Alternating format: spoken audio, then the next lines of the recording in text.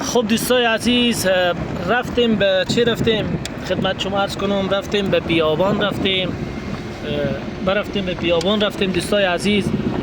دو تا خانواده سروی کردیم. انشالله منتظر کمک های شما میمانیم. همین جگاه یک برادر هست داخل راه دیگه. بریم این برادر که ببین. سلام لالای من، خوبین؟ سلامتی؟ ساعتمند بیایم لالای من.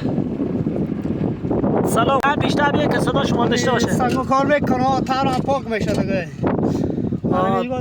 فکر کنم که ما 2 سال گاهی وقتی به می را میایم، شما 2 سال داخل این سرک کار میکنید. بله یا 2 سال میشه کار میکنم دیگه. ما بیدم بر طالبای چند وقتی بگیری یعنی پس با بیام از سر کار کنم. سه کاکا جان، بله خرج زندگی میشه؟ بله یا خداوند را شکر میشه.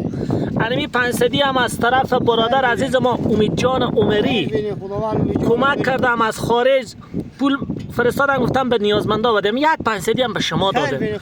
دعا بکنین، گفتم مریض داره. خداوند تیار خوشحال اینا داشته باشه. جمعی مسلمان‌ها را هم تیار خوشحال. فدای شما بابای من. خداوند شما را عزت بده. راه ساختن، پل ساختن اینا صدقه جاریه است، خیلی ثواب داره. الله مزد به شما بده. دعا بکنه، کم بود دیگه پدر من. خیلی ببخشید. زنده باشه. الله نگهدار شما بابای من. خدای شما.